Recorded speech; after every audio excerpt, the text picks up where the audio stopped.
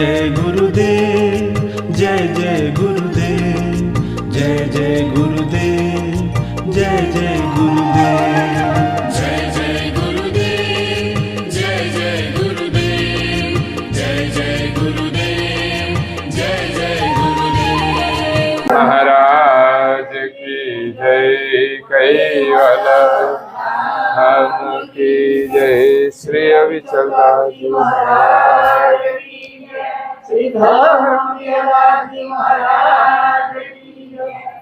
सत केवल साहेब, सत केवल साहेब, सत केवल।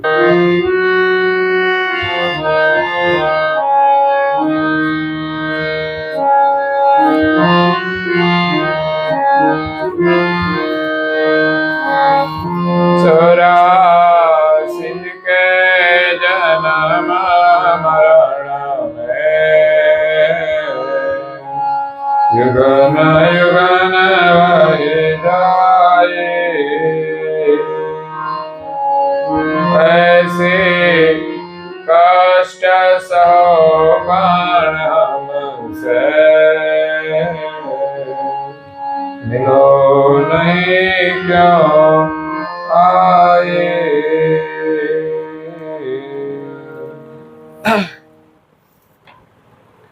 प्रेमी भक्तजनों, ज्ञान संप्रदायના અધ્યસ્થાપક, અનંત બ્રહ્માંડાધીશ, વિશ્વનિયંતા, સકર્તા સતકૈવલના પરમ વિશેષ અંશ, અનંત અંશોના તારણહાર, પરમ મોક્ષના દાતા, સર્વજ્ઞ દિવ્ય પરમ ગુરુ શ્રીમદ કરુણાસાગર મહારાજ,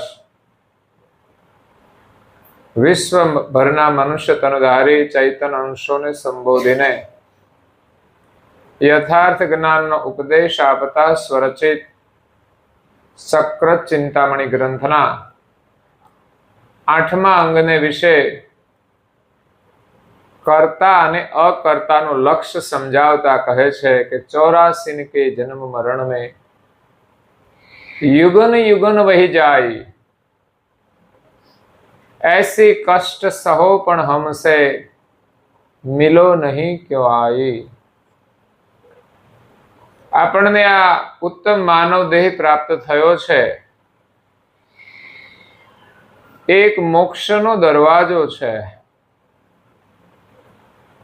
ભવસાગર તરવા માટે આપણને આ ઉત્તમ મોકો મળ્યો છે। જો આપણે આ ચૂકી જઈશું, ભગવાનનું ભજન નહીં કરીએ, તો પછી આ જીવને 84માં જવું પડશે। માત્ર ને માત્ર ભૌતિક સુખની કે શરીર સુખની જ ચાહના રાખી અને એ સુખ મેળવીને ભોગવીને જઈશું, તો એની આસક્તિ આપણને 84માં લઈ જશે। ભલે આપણે સુખી હોઈએ, સુખની અંદર તો આસક્તિ છે। પરમેશ્વરની ખોજ કરવા માટે, પરમેશ્વરની પ્રાપ્તિ કરવા માટે મહાપુરુષોએ ભોગના સુખનો ત્યાગ કર્યો છે। હેતબાઈ માતાએ પૂર્વજન્મની અંદર એ બ્રાહ્મણ કુળમાં હતા, એનું નામ હરદેવ અને સુમંતા હતું। ત્યારે લગ્ન થયા પછી એમણે કુટુંબ પરિવાર ઘર બાર બધું છોડી જંગલમાં જઈને તપ કર્યું। કોઈ એકલા સંન્યાસી તો જંગલમાં જઈને તપ કરે, બહુ ચિંતા ના હોય, પણ પતિ અને પત્નીએ સમાજનો ત્યાગ કરી, કુટુંબનો ત્યાગ કરી અને બંને ગુંજારણ વનમાં જઈને તપ કરે છે। બધું જ સુખ છોડી દીધું। ન રહેવા બંગલો છે, ન ગાડી છે, ન ભોજન માટે કોઈ મિષ્ટાન મેવા છે, ન ફેશનના કોઈ કપડા છે। આપણે બંધાઈએ છીએ ક્યાં? કપડા તો જરૂરી છે, પણ ફેશનમાં બંધાઈએ છે। દુખી ક્યાં થઈએ છીએ? તો કે વ્યસનમાં બંધાઈને દુખી થઈએ છીએ। એટલે સંસારમાં રહીને પણ આપણે એનો ત્યાગ કરીશું તો ભગવાનમાં આપણું મન લાગશે.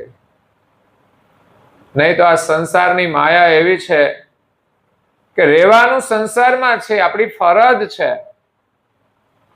જે કઈ વ્યવસ્થા છે આધુનિક, એનો પણ આપણે ઉપયોગ કરીએ,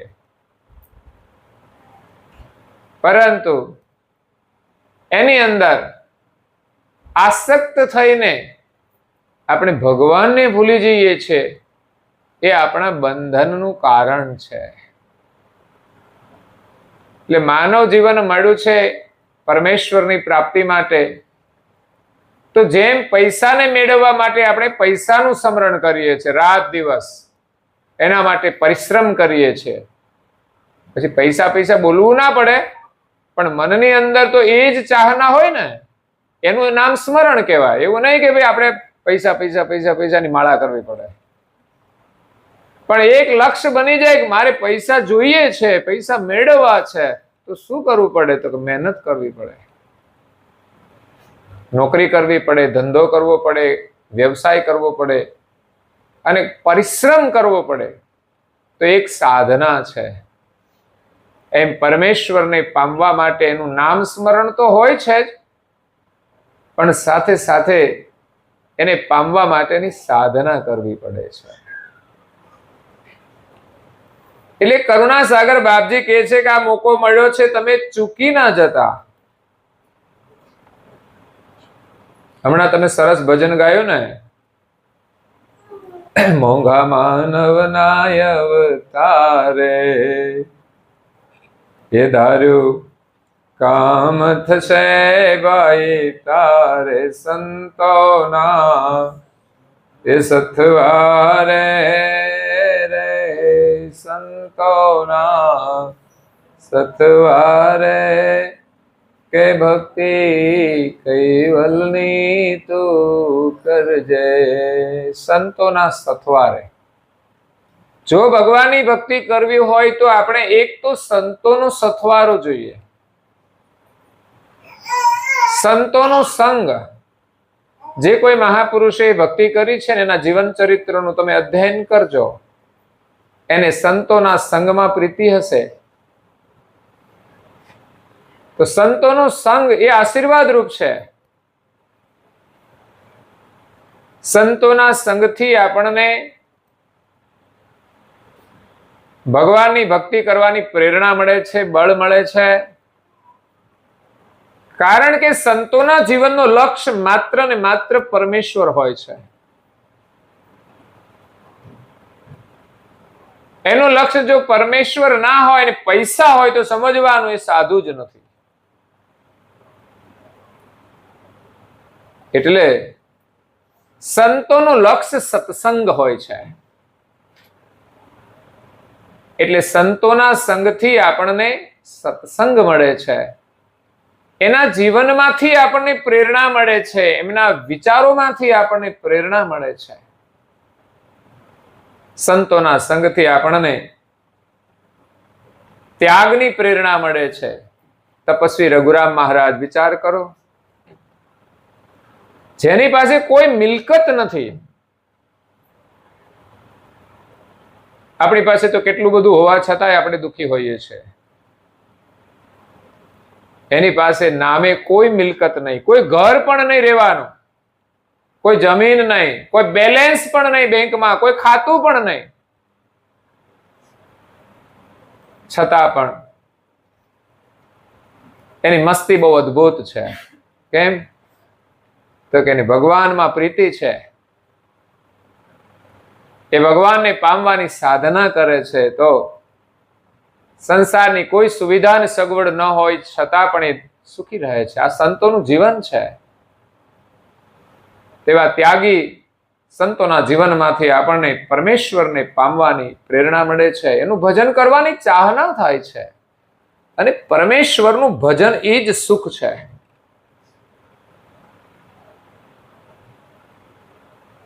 સાચું સુખ એ સર્જનહારનું ભજન છે. આપણે સ્મરણ કરતા હોઈએ છીએ, પણ ભજન કરતા બહુ સમય લાગે. એના માટે ત્યાગ જોઈએ, એના માટે જ્ઞાન જોઈએ. સર્જનહારનું જ્ઞાન ના હોય ને તોય એનું ભજન થતું નથી. પછી બીજાનું ભજન કરીએ તો એ સર્જનહારનું ભજન ના કહેવાય.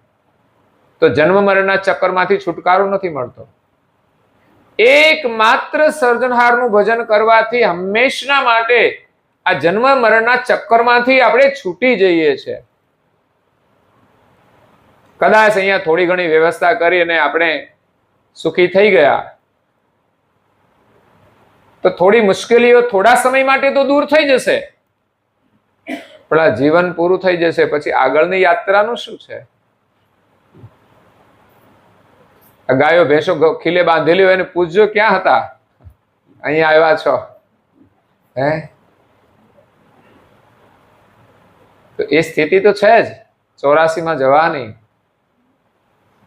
ભૌતિક સુખ મળવું એ ભાગ્યની વાત છે અને થોડી વ્યવસ્થા જોઈએ, પણ એ વ્યવસ્થા મળે એટલું આપણે વધારે ભજન કરવું જોઈએ કે ભગવાનની ખૂબ દયા છે, આપણી પાસે સમય છે, પણ લોકોને શું કરવું ને એ જ ખબર નથી હોતી. નવરા છે તો જરા બજારે આંટો મારી આવીએ. એટલે આંટા મારવા માટે આ જીવન નથી મળ્યું. આંટા તો કૂતરા મારે જ છે બજારે. આપણે જવાની જરૂર નથી. આપણે શાંતિથી બેસીને ભજન કરીએ, શાંતિથી બેસીને કોઈ સારા ગ્રંથોનું અધ્યયન કરીએ, કાં તો ઉત્તમ કાર્ય કરીએ, કાં તો કોઈને મદદ કરીએ, સેવા કરીએ. આ મોકો ફરી નહીં મળે. દેશના પ્રધાનમંત્રી એક શાસન ચલાવે છે ને તો પણ એ વિરામ નથી લેતા. 365 દિવસ અને 18 કલાક સખત મહેનત કરે છે. એ શા માટે? એને આ જીવન મળ્યું છે એનો સદુપયોગ કરી રહ્યા છે. અને એટલી બધી તીવ્ર ચાહના હોય સેવાની, પરમાર્થની, એને ફરી પછી પરમેશ્વરનું ભજન કરવા માટેનું શ્રેષ્ઠ અવતાર મળે છે. આ વખતે એના ભાગ્યમાં રાજનીતિ લખી હોય તો રાજનીતિ દ્વારા એ સેવા કરે. પોતાને કોઈ સ્વાર્થ તો છે નહીં, એ પણ સંસારમાં જ છે. રાજનીતિ બહુ ખતરનાક વસ્તુ છે, એમાં ભક્તિ કરવી ને બહુ અઘરી. સંતુલન રહે જ નહીં. મારું તારું રાગ ને દ્વેષ ને મારા મારીને કાપા ને કાપી ચાલતી હોય. અહંકાર આવે, ઈર્ષા આવે, પણ એ પક્ષમાં રહીને રાજનીતિ કરીને પણ એક બહુ ઊંચા વિચારથી શાસન ચલાવી રહ્યા છે. આ તો એક પ્રેરણા છે. સંસારમાં રહીને પણ લોકો કેવી રીતે રાષ્ટ્રભક્તિ કરે છે. જે શહીદો થયા એની એક રાષ્ટ્રભક્તિ હતી, એનું સમર્પણ કેવું, એનું બલિદાન કેવું, કે રાષ્ટ્રના માટે પોતાનું જીવન સમર્પિત કરી દે. એ જ ભગવાનને સમર્પિત થઈ શકે. જ્યારે આપણે આપણા માટે, જો આપણા લોકો માટે પણ આપણે કશું ના કરી શકતા હોઈએ તો ભગવાન માટે તો શું આપણે છોડી શકીશું? એટલે આ માનવ જીવન મળ્યું છે તો સંતોના સંગથી, એમના વિચારોમાંથી પ્રેરણા લઈને આપણે ઉત્તમ પ્રકારનું જીવન જીવીએ. પહેલા તો પરિવારની અંદર ઉત્તમ પ્રકારનું જીવન. જો પરિવાર સાથે આપણે પોતાનો ધર્મ ન પાડી શકીએ તો પરમેશ્વરનો ધર્મ પાળવો બહુ જ કઠિન છે. ઘરના મા બાપની જો આપણે સેવા ન કરી શકીએ તો ભગવાનની સેવા નહીં થઈ શકે. એ ઘરમાં મંદિર હોય એમાં થાય, પણ છતાંય બધા નથી કરી શકતા. દુઃખની વાત એ છે. થઈ શકે એવું કાર્ય લોકો ન કરી શકે તો એનું કલ્યાણ કેવી રીતે થાય? આપણે જાણતા હોઈએ કે માનતા હોઈએ તો કલ્યાણ નથી થઈ જતું, પણ આપણે કરવું પડે છે. નિયમ પાળવો પડે છે. સંસારનું દરેક કાર્ય નિયમથી થાય છે. ખેતી કરો તો પણ નિયમથી, ગાયો ભેંસોની સેવા કરો તો પણ નિયમથી, નોકરી કરે તો પણ નિયમથી. તો નિયમિત અભ્યાસ પણ નિયમથી કરવો પડે છે. સ્કૂલમાં મોડા જાય ચાલે અડધો કલાક? તમે કેવા ટાઈમ ટુ ટાઈમ બધાને તૈયાર કરીને મોકલી આપો છો. તો ભક્તિમાં પણ આવું જ નિયમ હોય છે, એવી જ નિષ્ઠા હોવી જોઈએ. અને એ જ રીતે આપણે સાધના કરવી જોઈએ. પછી પ્રાર્થના કરીએ તો પણ સાધના છે, પૂજા કરીએ તો પણ ધ્યાનથી કરીએ. જેમ રસોઈ બનાવતા હોય એને ગમે તે નથી નાખી દેતા, એમ પૂજા કરી તો ગમે ત્યાં ટપકા ના કરી દેવાય.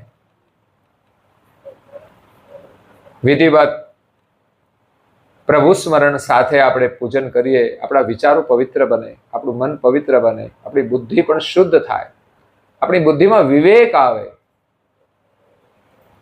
અને પૂજન કર્યા પછી એ જ ચંદન આપણા શિર પર ધારણ કરીએ તો ગુરુ મહારાજના શરણ પ્રસાદી આપણા શિર ઉપર આવે છે. એ આપણા માટે આશીર્વાદ રૂપ બને છે. આ કોઈ માત્ર ટપકા નથી. કોઈ એમ કહી દે કદાચ કંઈ કરવું ના હોય, ટીલા ટપકા કરવાથી કઈ થોડી ભક્તિ થવાની છે, પણ એ ટીલા ટપકા નથી.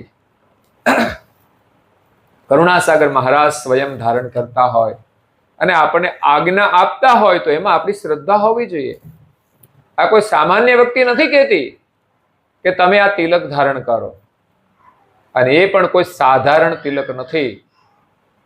14 લોકની માયાને તોડીને આપણને કૈવલ ધામમાં લઈ જાય એવી ગતિવાળું આ તિલક છે. એ તિલકમાં આપણી નિષ્ઠા થાય, ધારણ કરીએ એટલે આપણી દ્રષ્ટિ પણ એના જેવી અણિયગ્ર બની જાય. પછી આપણી સુરતા એના સ્મરણમાં એકાગ્ર થાય. બસ તિલકનું પ્રતીક એકાગ્રતાનું છે. એક જગ્યાએ કેન્દ્રિત થાય તો ઉર્જા પ્રગટ થાય. સૂર્યના કિરણો વિખરાયેલા છે, પણ એક બહિર્ગોળ કાચની અંદર થી પસાર થાય ને એક જગ્યાએ કેન્દ્રિત થાય તેમાંથી અગ્નિ પ્રગટ થાય. એમ આપણી શક્તિઓ સાધનાની અંદર કેન્દ્રિત થાય તિલકવત, તો એમાંથી ઉર્જા પ્રગટ થશે. એટલે અવશ્ય આપણે નિયમથી આ સાધના કરવી જોઈએ. અને એના માટે આ માનવ શરીર મળ્યું છે. હે અવસર છે બહુરૂડો, પછી દર મળશે ભોગો.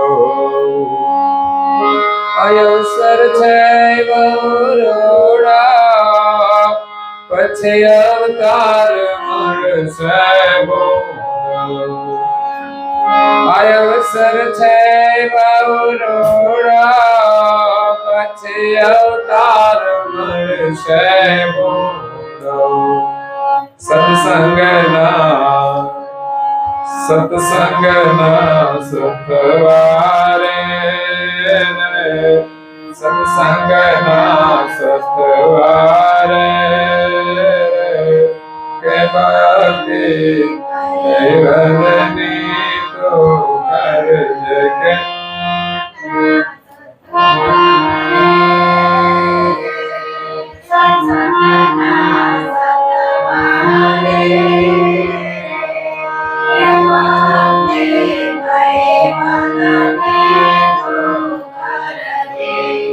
પેલા સંતોનો સંગ કરવાનો કયો, પણ એકલા સંગ માત્રથી કામ નથી થતું, પણ સત્સંગનો સથવારો લેવા માટે સંતોનો સંગ કયો છે. સંતોનો સંગ શા માટે કરવાનો? અમને આશીર્વાદ આપો, લોટરીની ટિકિટ લાગી જાય, એ આશીર્વાદ નથી. આશીર્વાદ તો બસ આપણને સત્સંગ મળી જાય, આપણું કલ્યાણ થઈ જાય એવા આશીર્વાદ. બાકી તો તમે પ્રારબ્ધ લઈને આવ્યા છો એ તમને મળવાનું છે. કોઈ સંતની તાકાત નથી કે આમ કરીને આમ કરી નાખે. એ માત્ર માર્ગદર્શન આપશે, સમજણ આપશે. એ આપણે ગ્રહણ કરીશું તો જ કામ થશે. પરિવારની અંદર સુખેથી રહેવું હોય ને તોય સત્સંગ બહુ જરૂરી છે. અને જેટલા સત્સંગી પરિવારો છે ને જેનામાં જેટલી સમજણ છે ને એટલા જ સુખી છે. એવું નહીં કે જેની પાસે વધારે પૈસા છે સુખી છે અને ઓછા પૈસા છે દુખી છે. અમે તો વધારે પૈસા વાળાને દુખી જોયા છે. કેમ? તો કે સમજણ નથી. સાચી સંપત્તિ એ સમજણ છે અને સત્સંગથી પ્રાપ્ત થાય છે. સત્સંગના વિચારો લાખો રૂપિયા તમે આપી દો તોય ના મળે. અને જો હૃદયની અંદર ચાહના હોય તો એના માટે કંઈ ખર્ચની પણ જરૂર નથી. આજે યોગાનું યુગ, અહીંયા કોઈ નિમિત્ત નહીં, બસ એમની ચાહના અંતરમાં હતી કે મારે કરાવવું છે, પણ વચ્ચે યોગ નહોતો થતો, તો અત્યારે યોગ થઈ ગયો. અને પ્રેમથી જે વસ્તુ પ્રાપ્ત થાય ને એ આપણા માટે આશીર્વાદરૂપ બની જાય છે. સહજ રીતે અંતરના પ્રેમથી. કોઈ એવું નિયમ નથી. નહીં તો કથાઓ બહુ મોંઘી હોય છે. પાછી 50,000 રૂપિયાની કથા હોય.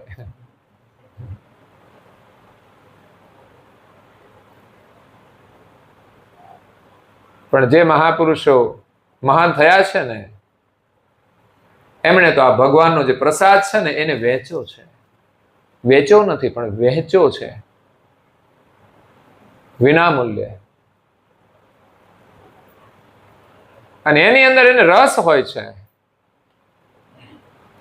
જો પૈસાથી કરીએ ને તો એમાં પછી રસ નથી રહેતો. પૈસા ના આપે ને તો બીજી વખત મૂડ આઉટ થઈ જાય, પછી કથામાં રસ ના રહે. તમે તમારી રીતે સેવા કરો, વસ્તુ અલગ છે, જ્યાં જરૂર હોય ત્યાં. કારણ કે અર્થ આપણને મળે તો એમાંથી 10% આપણે ધર્મ કાર્યની અંદર વાપરવા જોઈએ, જેથી આપણને પુણ્ય તો મળે પણ સાથે સાથે ધનની અંદર આપણો મોહ ના રહે, ત્યાગ ભાવના હોવી જોઈએ. નહીં તો એ સંપત્તિ આપણને ભોગના માર્ગે લઈ જાય છે. એટલે ધર્મના માર્ગે વાપરવાથી સેવાનું પુણ્ય મળે છે, ત્યાગની ભાવના આવે છે. અને કોઈને પણ જરૂરિયાતમંદ હોય, કંઈ સેવાની જરૂરિયાત હોય, એવા કાર્યની અંદર આપણે જોડીએ તો આપણામાં પણ એક ભક્તિ ભાવ વધે છે. તો સત્સંગનો મહિમા છે કે આપણને સતની પ્રાપ્તિ થાય. સતનો સંગ, જે કથા શ્રવણ કરીએ છીએ એમાં આપણને સત્યનું જ્ઞાન મળે છે. સત્ય શું છે બસ એની આપણે શોધ કરવાની છે. એક નાનામાં નાના આચરણથી માંડીને જે સનાતન વસ્તુ છે ત્યાં સુધી આપણે એની ખોજ કરવાની. સત્ય આચરણ, આપણે કેવી રીતે જીવન જીવવું જોઈએ એ પણ સત્ય આચરણ છે. મનુષ્ય જીવનનો મહિમા શું છે એ સમજીએ એ પણ સત્ય છે. અને આ શરીરને ચલાવનાર આપણે પોતે સત્ય છીએ. એ શરીરમાં રહેલ અંશને આપણે ઓળખવાનો છે જે સત્ય છે, જે મરતો નથી. પણ જ્યાં સુધી સત્યને નથી જાણતા ત્યાં સુધી આપણે મરતા જ રહીએ છીએ, દુઃખી થતા જ રહીએ છીએ. નથી મરતા છતાંય મોતની બીક છે કે નહીં? હે, અહીં છીપકલી નીકળી હોય ને તો બધા ઊભા થઈ જાય. બોલો, એટલો ભય લાગે છે. અને સાપ નીકળ્યો હોય તો એને જીવતો ના જવા દેવાય. બીજી બાજુ ધર્મ માર્ગની અંદર આપણે નાગપંચમી કરીએ, વળી એને દૂધ પાઈએ, એની આપણે પૂજાય કરીએ. मिट्टी का एक नाग बनाया उसी की पूजा करिया, सच्चा नाग जब घर में निकला लाठी लई धमकायो, अंधेरी दुनिया भजन बिना कैसे तरियो. એવી આપણે પૂજા કરીએ ને તો કઈ ભવપાર ના થવાય. દુનિયામાં કર્મકાંડની પૂજા બહુ ચાલે છે, પણ સાથે જ્ઞાન હોવું બહુ જરૂરી છે. એક બાજુ ધાતુના સર્પની આપણે પૂજા કરીએ છીએ તો બીજી બાજુ સાપ નીકળે તો આપણે એને મારી દઈએ છીએ. તો શું કરવું? મારે નહીં તો કરવાનું શું? હે,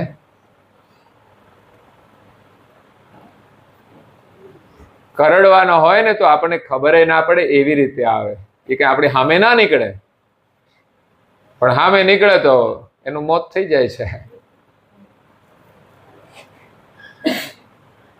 એકવાર પારાયણમાં અમે ગયા હતા મુવાલ, તો રાતની કથા પૂરી થઈને ઉતારા પર ગયા અને બેઠા હતા. સાંજનું કઈ મોબાઈલનું કામ હતું તે બધું, બધા સુઈ ગયા. પથારી કરી હતી નીચે, એક જબરજસ્ત મોટો વીછી નીકળ્યો ગરમીમાં ફરવા. મેં કીધું આ તો સારું છે, હુઈ ગયા પછી નીકળ્યો હોત તો. કીધું મારે એકને હુવાનું બાકી, બાકી તો બધા પલંગ ઉપર હતા, મારે તો નીચે હોય એટલે મને જ મળે પેલો. પણ એક અલમસ્ત ફરવા નીકળ્યો. મેં બધાને ઉઠાડ્યા. મેં કે ભાઈ આ વીછી આવ્યો છે. મેં કહ્યું કે મારશો ના, અને સલામત રીતે ગમે ત્યાં બહાર ફેંકી દો. લોકોને બીક લાગે ગમે ત્યારે ગમે તેને કરડી જાય તો. પણ એની કોઈ એવી જગ્યા હોય ત્યાં આપણે છોડી દઈએ કે બીજા પણ જે પક્ષીઓ હોય ને એ ફરતા હોય ને એની નજર પડે ને ખાઈ જાય. આ ભગવાનની વ્યવસ્થા છે કે આવા ઝેરી જે જંતુ હોય ને એને ખાનારા પ્રાણીઓ છે ને પક્ષીઓ છે. સમડી હોય ને એ સાપને જોવે ને તો ઉપરથી ધડામ દઈને નીચે આવી જાય, પકડીને ઉપર જતી રહે. તો ભગવાને બધી જ વ્યવસ્થા કરી છે, આપણે મારવાની જરૂર જ નથી. લોકો ઘરમાં મચ્છરે એટલા મારે છે, એનાથી બચવાના બીજા કોઈ ઉપાય નથી કરતા કે આપણે સ્વચ્છતા રાખીએ. બીજી બધી વ્યવસ્થા હોય છે, મચ્છરદાનીઓ હોય છે, પંખા હોય છે, પણ એ નેટ લાવે ને ફટાકડા ફોડે. એ આપણા ફટાકડા તો ફૂટવાના જ છે. 84 માં જવાનું નક્કી થઈ જાય છે. હા,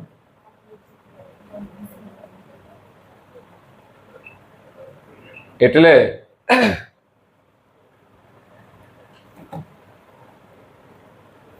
સત્સંગ દ્વારા આપણે સત્યની સમજ પ્રાપ્ત કરવાની છે. સાપની અંદર પણ આપણા જેવો જીવ છે, એને જીવવાનો અધિકાર છે. હા, આપણા જીવ ઉપર કોઈ જોખમ હોય તો આપણે ચોક્કસ સામનો કરવો જોઈએ. એ સિવાય તો બધા જીવ જંતુ આ દુનિયામાં ફરે જ છે. અમુક પ્રાણીઓ છે જંગલમાં જ રહેતા હોય છે, ક્યારેક વસ્તીમાં આવી જતા હોય છે તો જંગલ ખાતાના લોકો એને પકડી લેતા હોય છે. બાકી એ અહીંયા રહેતો સારું નથી. પણ આજે તો લોકો જીવોની હિંસા કરી અને મારીને એનું માંસ ખાય છે. એ પણ એક મહાપાપ છે. ભગવાને આપણા માટે શાકાહાર બનાવ્યો હોવા છતાંય આજે લોકો માંસાહારનું સેવન કરીને હિંસક બને છે. એટલે સત્સંગ દ્વારા આપણે સત્યની ખોજ કરવાની છે. ઘણું બધું સત્ય છે આ જગતમાં, એનો જો આપણે સંગ કરીએ તો ખરેખર આપણું જીવન સુખી થશે, સફળ થશે અને આપણું કલ્યાણ થશે. મહાપુરુષોએ આપેલો બોધ એ સત્ય છે, એ જ સત્સંગ છે. એના ગ્રંથોનું આપણે અધ્યયન કરીએ છીએ, એનું સ્મરણ કરીએ છીએ, એમાંથી બોધ લઈને આપણે જીવવાનું છે. કરુણાસાગર બાપજીએ કહ્યું કે તમે વહેલા ઉઠજો, પણ ગાયો ભેંસો વાળા ઉઠે છે. જેને ગાયો ભેંસો નથી ને એ હુવે છે, એ સુખી થઈ ગયા ને હવે એને જરૂર નથી તો આરામ કરે છે. તો આપણે મતલબ કે મજબૂરી હોય તો જ ઉઠવાનું, ઉઠવું જોઈએ. પણ એ જેમ ઉઠે છે તો આપણે આ ભગવાનની દયા છે તો આપણે ભગવાનનું ભજન કરીએ. પણ આપણે પાડોશીને મદદ કરીશું ઉઠીને? ના, એ આપણે થોડું કરવાનું હોય, ના કરી શકીએ. એ આપણે માથે પડે ને તો બધું કરીએ, બાકી સેવાની વાત નહીં. ઠીક છે, ન કરીએ તો કઈ નહીં, પણ આપણું કલ્યાણ તો કરીએ.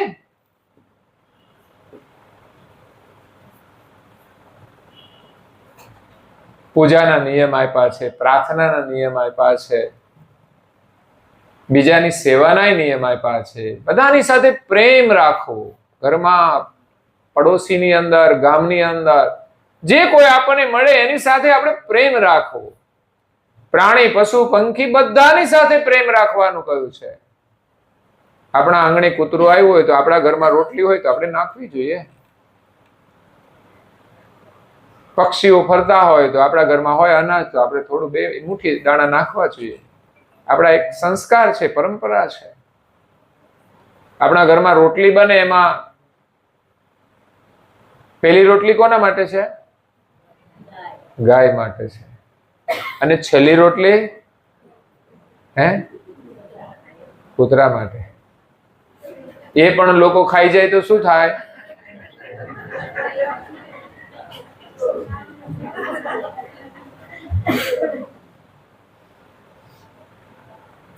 તો આપણે નાખીએ છીએ બધા.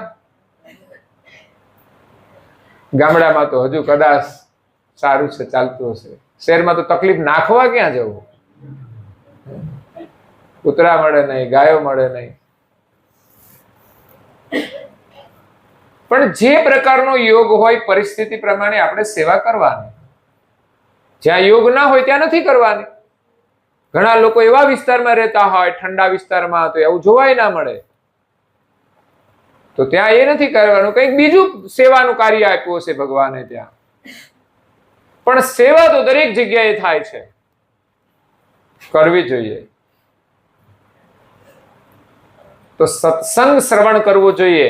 પરમ ગુરુ કરુણાસાગર મહારાજે 18 ધર્મ ગ્રંથો છે જ્ઞાન સંપ્રદાયના. આપણે રોજ માત્ર 10 ચોપાઈનું અધ્યયન કરીએ.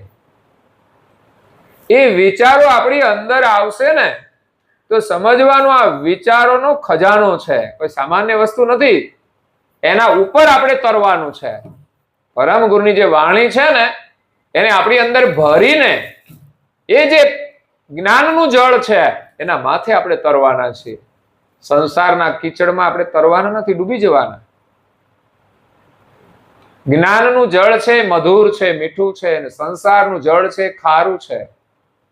ખારા પાણીની અંદર ડૂબી જવાના. તરીશું તો જ્ઞાન જળની અંદર આપણે તરીશું. કે ડૂબવા નહીં દે. ઘણા ચમત્કારિક પથ્થરો હોય છે કે રામ નામ લખતા હતા ને પથ્થર તરતા હતા.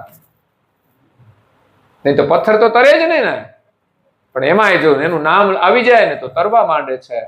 એમાં આપણે જ્ઞાન મળી જશે ને તો આપણે ડૂબીશું નહીં. કારણ કે ન કરવાનું તો આપણે કરશું જ નહીં, પછી ક્યાં ડૂબવાનો વારો છે? માણસની અંદર વિવેક આવી જાય. ઘણી વાર લોકોને વારંવાર કહેવું પડતું હોય છે કે તમે આ છોડી દો, છોડી દો. કહો છો કે નહીં બહેનો ઘરમાં, ભાઈઓને? પણ છતાંય છોડતા.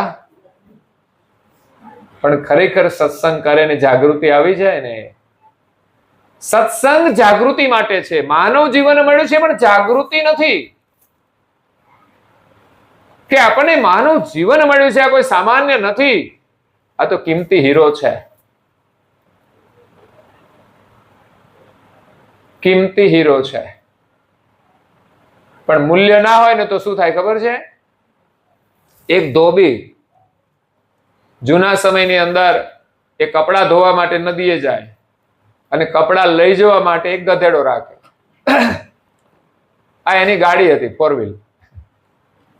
તો એનું પોટલું ગધેડાના માથે મૂકીને એ નદી સુધી લઈ જાય, કપડા ધોઈને પાછા ગધેડા માથે મૂકીને પાછા સુકાવીને લેતા આવે. એક દિવસ એને ચળકતો પથ્થર મળ્યો તો એમણે એ લઈ લીધો. એને ગમી ગયો. ઘણી વાર આપણને એવી કોઈ સારી વસ્તુ ગમી જાય તો આપણે આમ ડેકોરેશનમાં સારી લાગે તો આપણે ઘરમાં રાખીએ. તો ધોબીને વિચાર આવ્યો કે આ સરસ મજાનો પથ્થર છે, તો ગધેડાને ગળે બાંધ્યો હોય ને તો સરસ લાગે. પેલા લોકો બળદ રાખતા હતા ને ત્યારે એને ગળામાં બધું જાત જાતનું નાખતા હતા, ડેકોરેશન વાળું. આ જૂના લોકોને તો ખબર છે, એની બધાની જાનો તો એમાં જ ગઈ હતી. શોખ હતો બળદને ગળે ઘૂઘરા બાંધવાનો. એમ આ ધોબીએ એ પથ્થરને દોરી સાથે બાંધી અને એમને તો ગધેડાને ગળે બાંધ્યો. એને જોઈને ખુશ થાય. ઘરમાં શું છે, આપણે ડેકોરેશનની વસ્તુ જોઈને ખુશ જ થઈએ છીએ ને. કઈ ખવાતી તો નથી, કઈ ને કામની પણ ના હોય, પણ જોઈને ખુશ થઈએ. ધોબીને કઈ ખબર નથી આ શું છે, બસ એને તો ગધેડાને ગળે બાંધ્યો ને ખુશ થાય છે. એક દિવસે ઘરેથી નદીએ જતો હતો ને રસ્તામાં સામેથી એક ઝવેરી મળ્યો. એને એ ઘોડા ઉપર સવાર થઈને જતો હતો તો સામે એને ધોબી મળ્યો. એટલે ઝવેરીની નજર દૂરથી તો એક આવતા માણસ ઉપર પડી, ગધેડા ઉપર પડી, અને નજીક આવતા એના ગળે બાંધેલું હતું ને રમકડું એના ઉપર પડી. અને હંમેશા જેની દ્રષ્ટિ હોય ને, જેનો બિઝનેસ હોય ને, એની નજર એમાં જ હોય. અહીં કોઈ કન્સ્ટ્રક્શન વાળા આવશે ને તો એની નજર આ મકાનની અંદર કન્સ્ટ્રક્શન ઉપર જ હશે. કોઈ મિસ્ત્રી આવશે ને તો એ કન્સ્ટ્રક્શન નહીં જોવે, એમાં એમનું લાકડાનું જ કામ જ જોશે. એમ આ ઝવેરી હતો એટલે એની નજર એ ચળકતા પથ્થર ઉપર પડી. તરત જ એમને ઘોડો ઉભો રાખ્યો અને સામે આવનાર જે ધોબી હતો એને ઉભો રાખ્યો કે ભાઈ આ ગધેડાને ગળે શું બાંધ્યું છે? તો બસ મને પથ્થર મળી ગયો હતો, મેં બાંધી દીધો. તો કે આપવો છે મને? તો કે આપીએ. એ સમયની અંદર તો 10 રૂપિયા કોઈની પાસે હતા નહીં. ત્યારે એમણે કીધું કે 10 રૂપિયામાં આપવો છે. પેલો ઝવેરી કે આને કઈ ખબર પડતી નથી એટલે એમણે કીધું 5 રૂપિયામાં આપી દે. હવે લાખ રૂપિયાનો હીરો એ ધોબીને ખબર નથી, 10 રૂપિયામાં આપી દે છે. અને ઝવેરી કહે છે કે આને ખબર નથી એટલે 5 રૂપિયા માંગે છે. એટલે ધોબી કે ના, મારે નથી આપવું. હાલતો થાય છે. ઝવેરી પણ આ બાજુ એને એમ કે હું થોડું આગળ ચાલીશ ને તો આપી દેશે. એને તો કઈ ખબર નથી. 5 રૂપિયા તો ઘણા કહેવાય, છતાં પણ એમણે આપ્યો નહીં. એ આગળ જાય છે તો એક બીજો ઝવેરી એને સામો મળે છે. એમની નજર પણ એના ઉપર પડી. એમણે ઘોડું ઊભું રાખ્યું ને હું નીચે ઉતર્યો. બે મને આપવો છે? તો કેટલામાં? તો કે બસ એક જ ભાવ, 10 રૂપિયા. પેલા ઝવેરીએ કઈ વિચાર્યા વિના 10 રૂપિયામાં એ હીરો લઈ લીધો.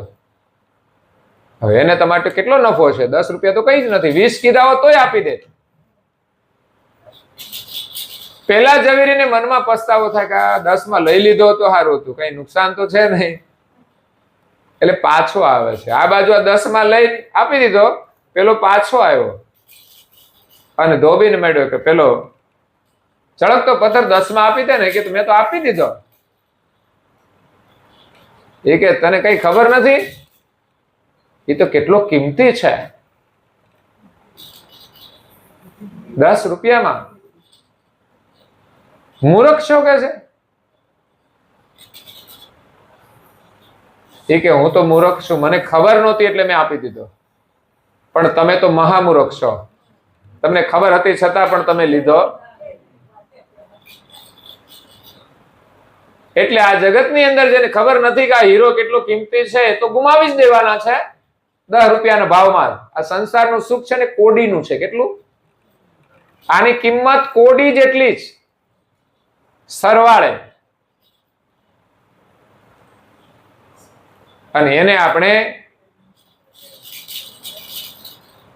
અમૂલ્ય હોવા છતાંય આપણે એમાં કોડીના ભાવમાં ખર્ચી નાખીએ છીએ.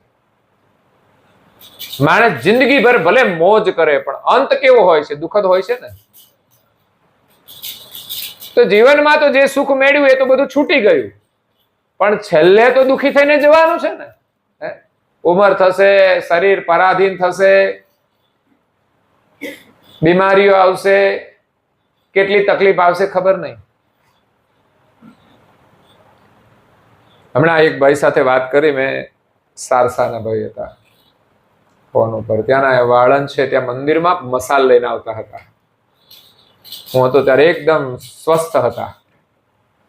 પણ આજે ફોન કર્યો ને એ મેં ફોનમાં જોયું વિડીયોમાં, તો એની જે પરિસ્થિતિ હતી ત્યારે આપણે દુઃખ થાય. કહો, જેને મનમાં સ્વપ્નમાંય ખબર નહીં હોય કે અંતકાળ આવો હશે, એકદમ પરાધીન, ન કઈ બહુ ખાસ દેખાય છે શરીરથી, ન કઈ કામ થાય છે.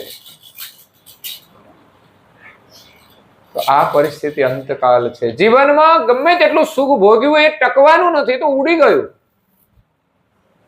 પણ સાચું સુખ જો આપણે મેળવ્યું હોય ને તો ગમે તે પરિસ્થિતિ આવી જાય, ગમે તે રોગ આવી જાય, મૃત્યુ સામે આવીને ઉભરે, છતાં પણ આપણને કોઈ દુઃખ નહીં થાય. જો ભજન હશે તો. સાચું સુખ ભજનનું છે. તમે ગમે ત્યાં હો, મોજમાં રહો. જે થવું હોય તે થઈ જાય, જે થવાનું હોય તે થાય છે, પણ કોઈ દુઃખ નહીં. એ ખજાનો સંતો પાસે હોય છે.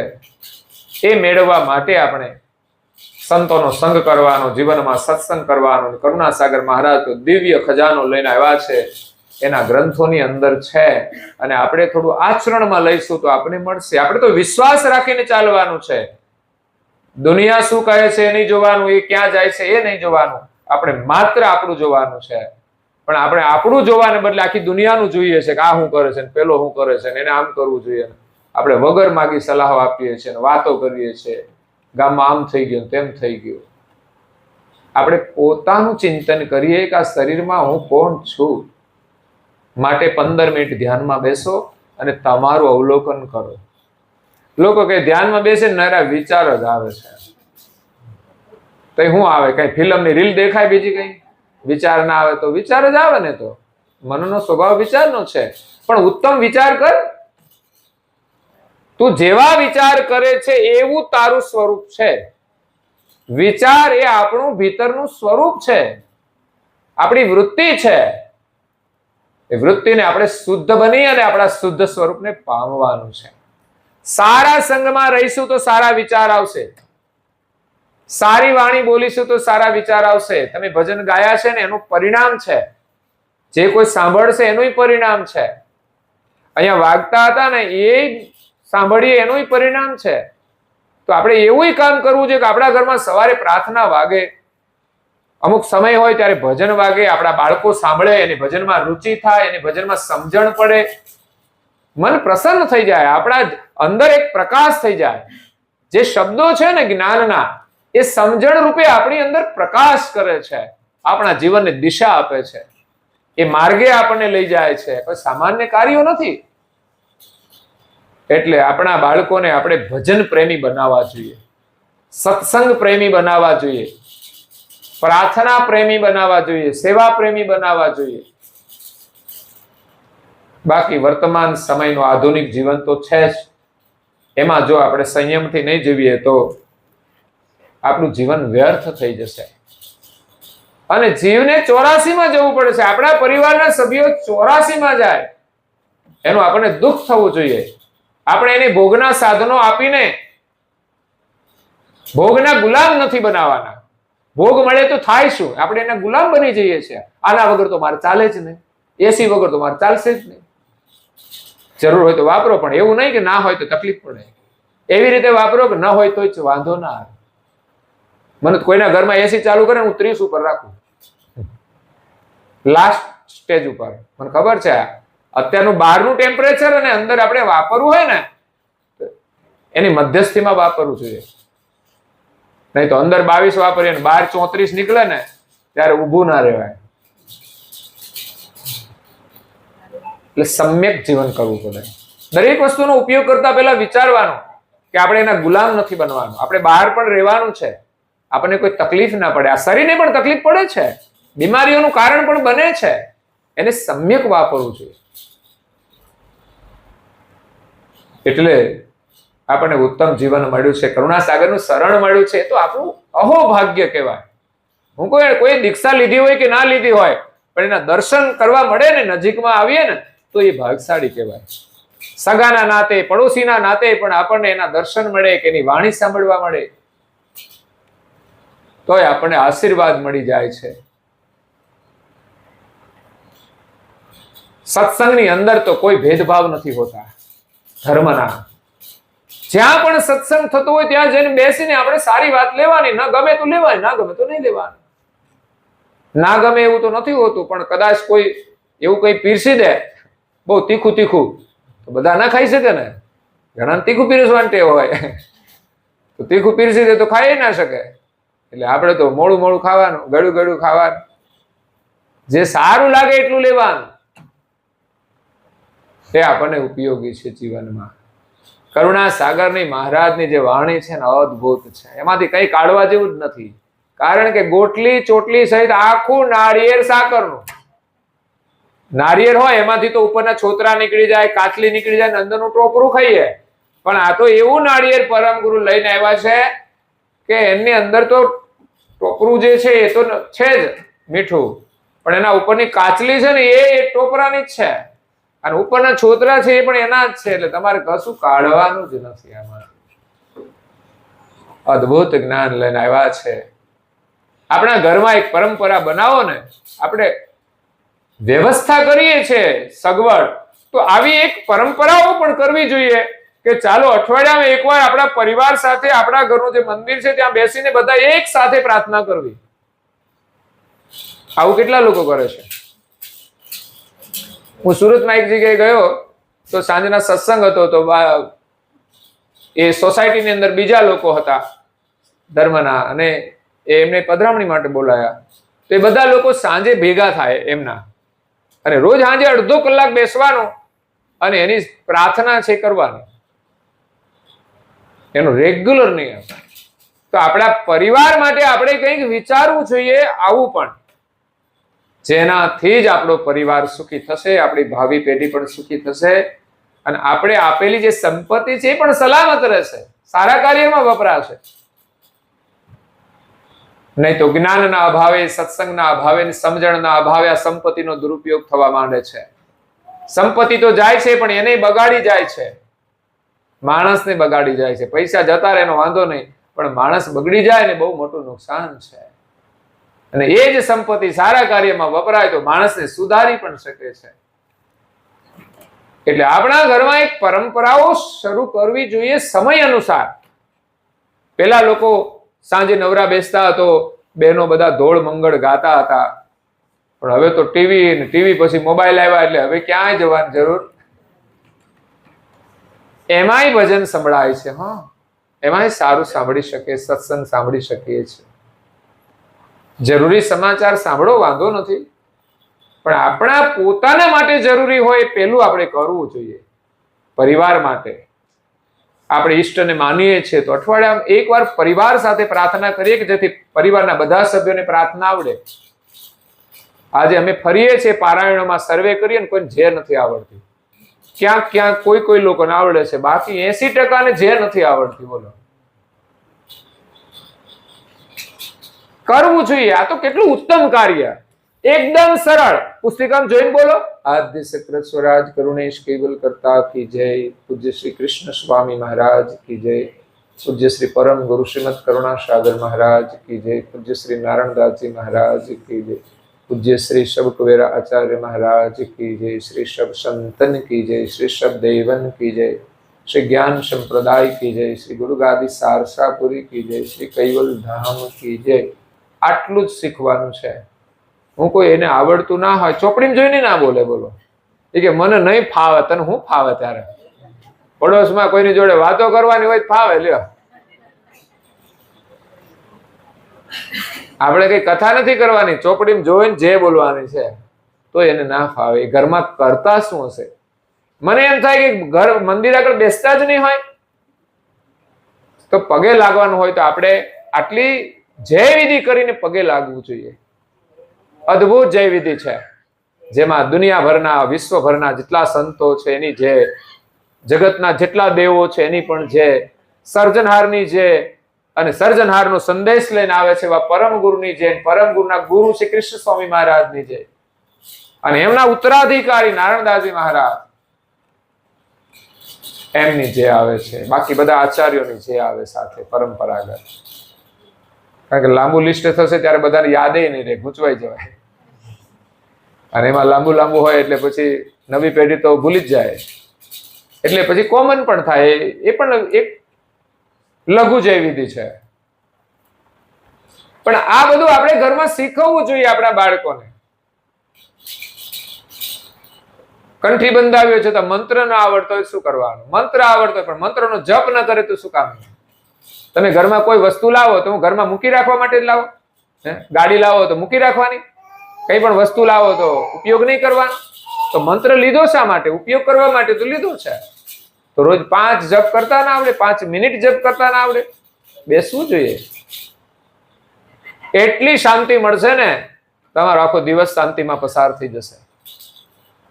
પણ વિશ્વાસ રાખીને નિયમ પાળવો પડે, નિયમથી કરવું પડે, તો એમાંથી આપણને અનુભવ પ્રાપ્ત થશે. તો પરમ ગુરુના આશીર્વાદથી આજે સરસ આપણને આનંદ થયો, લાભ મળ્યો. આમ તો મારી ઈચ્છા હતી, મારો પ્રોગ્રામ બહુ ટાઈટ હતો એટલે મેં કીધું પછી રાખે, પણ ભરતભાઈ કે આપણે સૂચન કરી દીધું છે એટલે પછી તો હું કોઈ પણ પરિસ્થિતિ હોય હું સ્વીકારી લેતો હોઉં છું. એવું નહીં કે ના જાઉં તો ના જાઉં. હું સામેવાળાની પરિસ્થિતિને ધ્યાનમાં રાખીને ચાલતો હોઉં છું. બસ એની આસ્થા ન ડગવી જોઈએ, એને અગવડ ના પડવી જોઈએ. અમારું તો એવું જીવન છે કે અમારે બધી વસ્તુને એક્સેપ્ટ કરવી જોઈએ. એટલે બને ત્યાં સુધી તો ગમે તે પરિસ્થિતિમાં, અત્યારે રાત્રે નીકળીને સવારે સૌરાષ્ટ્રમાં જઈશું, ત્યાં કથા સત્સંગ છે. કાલ રાત્રે પણ ભજન છે, એટલે કાલ રાત્રે પણ 12-2 વાગવાના છે. સવારે પાછા કાર્યક્રમ હોય, ત્યાંથી પછી નીકળી સુરત જવાનું છે, ઉમરા. ત્યાં 3 દિવસનો ભવ્ય કાર્યક્રમ છે. પરમહંસ સુખાનંદ જે આપણા સંપ્રદાયની અંદર થઈ ગયા, એનો નિર્વાણ દિવસ નિમિત્તે ઉમરાના ભક્તો બહુ ઉત્સાહી છે. જવાનું એટલા માટે છે કે ત્યાંના યુવાનો આ કેટલું બધું કાર્ય કરી રહ્યા છે, એની અંદર કેટલો ઉત્સાહ છે, કેટલું ભવ્ય આયોજન કરે છે. તો આજની યુવા પેઢીને પ્રેરણા આપે એવો એ ઉત્સવ છે. જો યુવાનો જાય તો ખબર પડે કે ત્યાંના યુવાનો કેટલી મહેનત કરે છે. 1 મહિનાથી મહેનત કરે છે.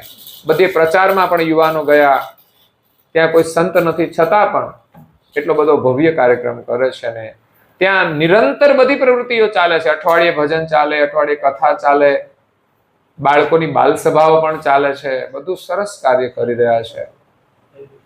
તો જ્ઞાન સંપ્રદાયનું એક જાગ્રત સ્થાન બનાવ્યું છે. અને તપસ્વી રઘુરામ મહારાજ તો કરુણાસાગર બાપજીના શિષ્ય અને તપસ્વી પુરુષ, જેની ચેતન સમાધિ છે.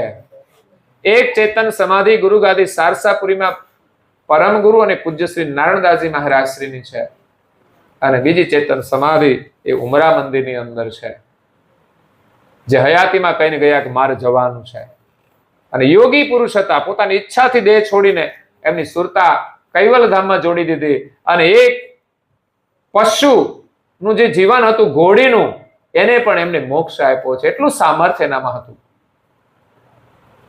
જેમ કરુણાસાગર બાપજીએ દાડમના વૃક્ષને અમર બનાવી દીધું, એમ તપસ્વી રઘુરામ મહારાજ શ્રીએ એ ઘોડીને પણ મોક્ષ પ્રદાન કર્યો.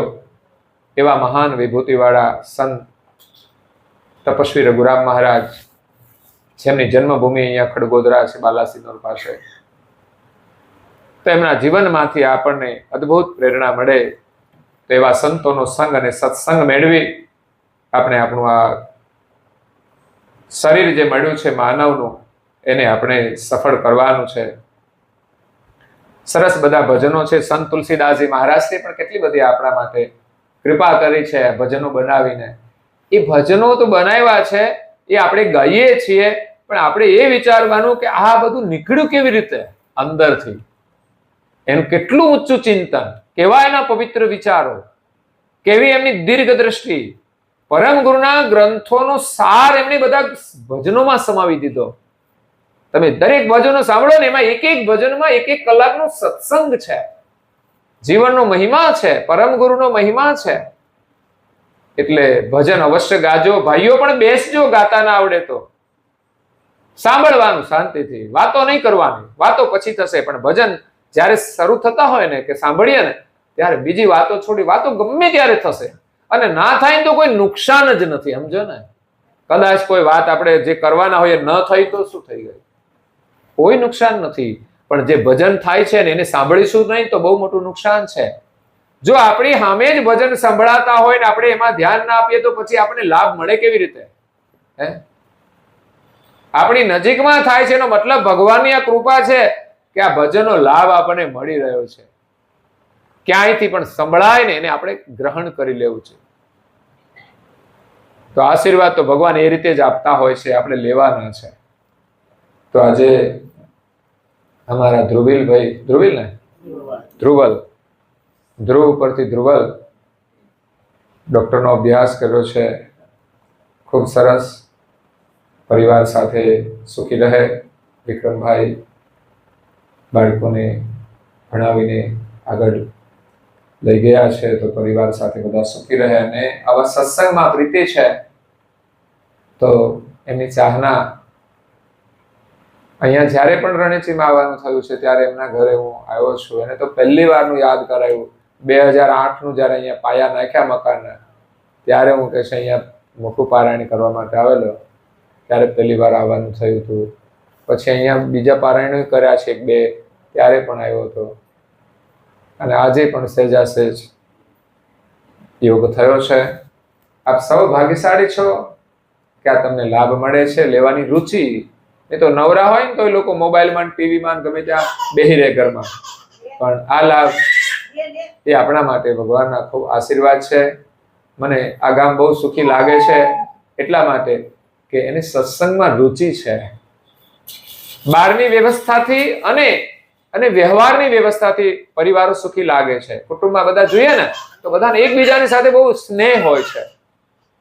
સમસ્યાઓ ન હોય ને ઘરમાં, સમજવાનું એ પરિવાર સુખી છે. સંપત્તિ તો હોય, વ્યવસ્થાના રૂપમાં હોય, પણ પરિવારનું મિલન જે હોય છે, એકબીજા પ્રત્યે સ્નેહ, એ મને બહુ જોવા મળે છે આ બાજુના વિસ્તારમાં, જે ગામોમાં જઈએ છીએ ત્યાં. એટલે પરમ ગુરુના ખૂબ આશીર્વાદ છે. આવો બધો લાભ લેતા રહેજો અને પરિવાર સાથે સૌ સુખી રહો એવી શુભકામના સાથે મારી વાણીને વિરામ આપું છું. અસ્તુ સત્કેવલ સાહેબ.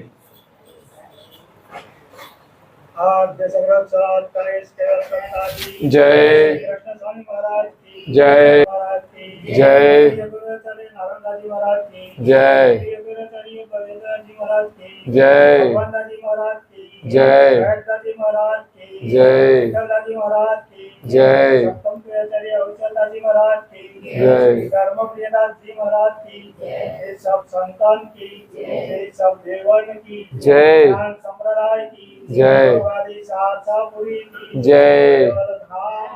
જય સત્કેવલ સાહેબ. 3 વાર પગે લાગીશું. જરા માથું નમાવજો અને પ્રણામ કરજો. સત્કેવલ સાહેબ. સત્કેવલ.